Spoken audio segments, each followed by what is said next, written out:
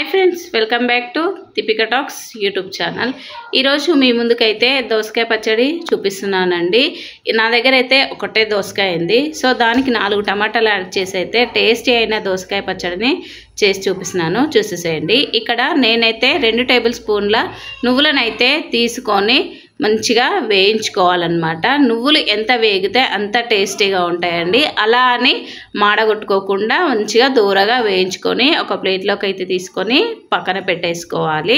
ఇప్పుడు కడాయి పెట్టేసుకొని 2 టేబుల్ స్పూన్ల ఆయిల్ అయితే తీసుకోవాలండి.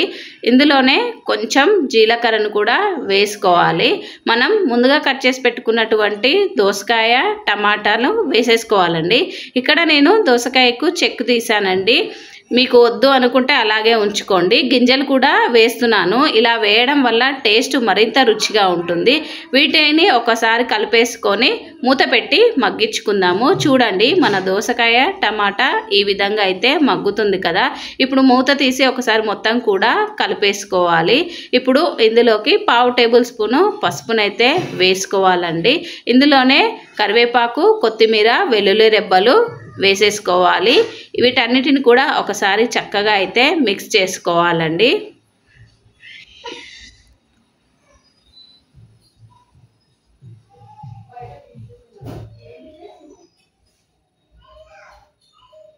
ఇప్పుడు మూత పెట్టి మరికొద్దిసేపు అయితే మగ్గించుకుందాము.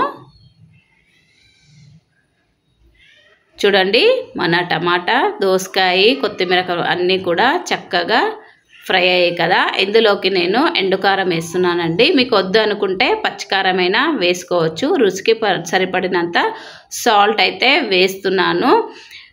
ఈ వీడియోలో ఇది ఎందుకో రెడ్గా కనిపిస్తుందండి, కానీ బయట నార్మల్గా అయితే ఎంత రెడ్గా అయితే లేదనమాట. ఇప్పుడు కారం, ఉప్పు వేసాం కదా, ఒకసారి మూత పెట్టి ఒక 2 నిమిషాలు ఇలా మగ్గించుకుందాము. దోసకాయ మరీ మెత్తబడాల్సిన అవసరం లేదండి, కొంచెం మెత్తబడితే సరిపోతుందన్నమాట. చూడండి, చక్కగా ఉడికి ఆయిల్ మొత్తం కూడా పైకి వచ్చింది కదా. ఇప్పుడు మనము వీటిని కలిపేసుకొని చల్లారబెట్టుకుందాము. ఈ పచ్చడి మాత్రం చాలా టేస్టీగా సూపర్గా ఉంటుందండి. మీరు కూడా ఒక్కసారి ట్రై చేయండి. ఇక్కడ నేనైతే మిక్సీ జార్లోకి ముందుగా వేయించి పక్కన పెట్టుకున్నటువంటి నువ్వులను అయితే తీసుకొని మిక్సీ అయితే చేసుకున్నానండి. మెత్తటి పొడి అయితే చేసుకోవాలి.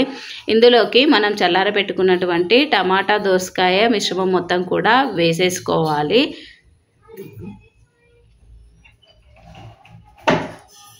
చూడండి, మిక్సీ చేసుకున్నాను. ఒక పల్స్ అలా తిప్పితే సరిపోతుందండి. మరీ మెత్తగా చేసుకోవాల్సిన అవసరం అయితే లేదనమాట.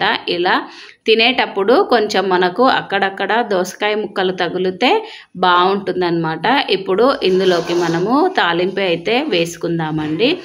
ఇప్పుడు మనము తాలింపు అయితే వేసుకుందామండి. ఈ తాలింపులోకి నేనైతే ముందుగా చిన్న కడాయి అయితే పెట్టుకున్నానండి. ఇందులోకి 2 టేబుల్ స్పూన్ల ఆయిల్ అయితే వేసుకున్నాను. ఇందులోనే జీలకర్ర, ఆవాలు, ఎండుమిరపకాయలు, కరివేపాకు, కొంచెం వెల్లుల్లి అలా కొంచెం దంచి వేసుకోండి, టేస్ట్ బాగుంటుంది. ఇవన్నీ ఫ్రై అయిన తర్వాతకి మనం రెడీ చేసి పెట్టుకున్నటువంటి పచ్చడిలో వేసుకొని కలుపుకోవడమే. ఈ పచ్చడి ఇలా వేడి వేడి అన్నంలో వేసుకొని తిన్నామంటే చాలా టేస్టీగా ఉంటుంది. మనం కొంచెం కారం ఎక్కువ వేసుకున్నామంటే స్పైసీగా, టేస్టీగా అయితే ఉంటుందండి. ఈ వీడియో కనుక మీకు నచ్చినట్లయితే please like, share, subscribe. Thank you for watching.